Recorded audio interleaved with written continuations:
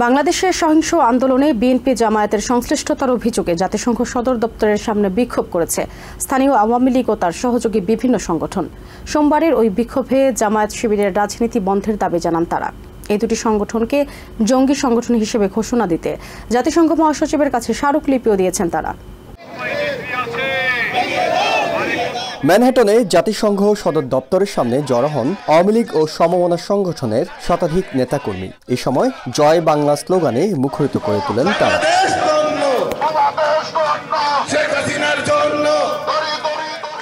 সাম্প্রতিক সময়ে বাংলাদেশে সংগঠিত ছাত্র আন্দোলনকে ভিন্ন খাতে প্রবাহিত করে বিএনপি জামাত দেশব্যাপী জ্বালাও পোড়ার মাধ্যমে নাশকতা তৈরি করছে বলে অভিযোগ করেন তারা। কোমল ছাত্ররা ওরা নিরীহ, ওদের উপরে ওদেরকে লেলিয়ে দিয়ে যে কর্মকাণ্ড ওরা চালিয়েছে সেটার জন্য আমরা ধিক্কার জানাই এখান থেকে জামাত শিবিরকে। বাংলাদেশের স্বাধীনতা সার্বভৌমত্বকে তারা নষ্ট করার জন্য আজকে রাজপথে কোটা আন্দোলনে নেবে, রাজপথে নেবে, বাংলাদেশের রাষ্ট্রীয় স্থাপনাকে ধ্বংস করে দিয়েছে। আজকে উন্নয়নের মডেল হিসাবে আজকে বিশ্বের দরবারে পরিচিত হয়েছে। সেই বাংলাদেশকে ধ্বংস স্তূপে পরিণত করার জন্য স্বাধীনতা বিরোধীরা আজকে একত্রিত হয়েছে। কিছু যৌক্তিক দাবিকে কেন্দ্র করে কোমলমতি ছাত্রদের দাবিকে পুঁজি করে জামাত শিবির স্বাধীনতা গোষ্ঠী বাংলাদেশের রাষ্ট্র ক্ষমতা দখল করতে চেয়েছিল। কোটার নামে এই জামাত শিবির যে সন্ত্রাস, আগুন সন্ত্রাস তাণ্ডব চালিয়েছে এবং হাজার হাজার কোটি টাকার সম্পদ নষ্ট করেছে, নির্বিচারে মানুষ হত্যা করেছে, পুলিশ হত্যা করেছে। বাংলাদেশে জামায়াত শিবিরের রাজনীতি নিষিদ্ধের দাবি জানান আওয়ামী লীগ নেতারা।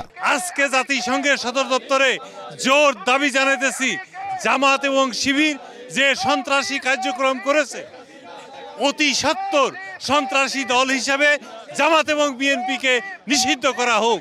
জামাতে ইসলামের যে সংগঠন সেটাকে নিষিদ্ধ ঘোষণা করার জন্য আমরা প্রবাস থেকে যুক্তরাষ্ট্র আওয়ামী লীগের নেতাকর্মীদের পক্ষ থেকে আমরা জোর দাবি জানাচ্ছি। বক্তারা বলেন, দেশের সম্পদ নষ্ট করে ৭১-এর পরাজিত শক্তিরা নতুন করে মাথাচাড়া দিচ্ছে। বাংলাদেশের বুকে আরেকটি দ্বিতীয় মুক্তিযুদ্ধ আমাদেরকে শুরু করতে হবে। আমরা বঙ্গবন্ধুর আদর্শে বিশ্বাসী মুক্তিযোদ্ধা। বঙ্গবন্ধু এই দেশকে মুক্ত করেছে, শেখ হাসিনা এই দেশকে বাঁচানোর জন্য সর্বরকম চেষ্টা করতেছে, আমরা তার সাথে আছি। এই সময় প্রধানমন্ত্রী শেখ হাসিনার পাশে থাকার প্রত্যয় জানান সমবেতরা।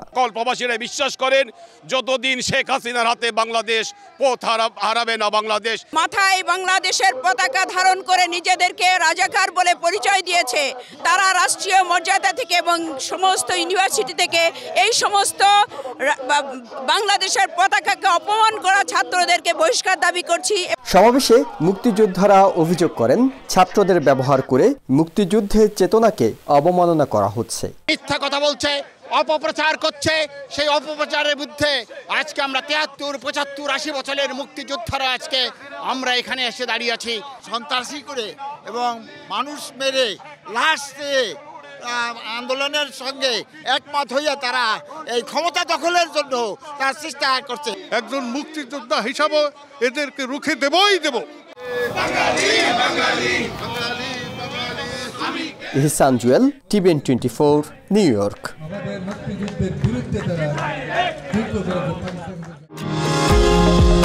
নিউ ইয়র্ক থেকে সম্প্রচারিত TVN 24 টেলিভিশন বিশ্বজুড়ে বাঙালির কণ্ঠস্বর।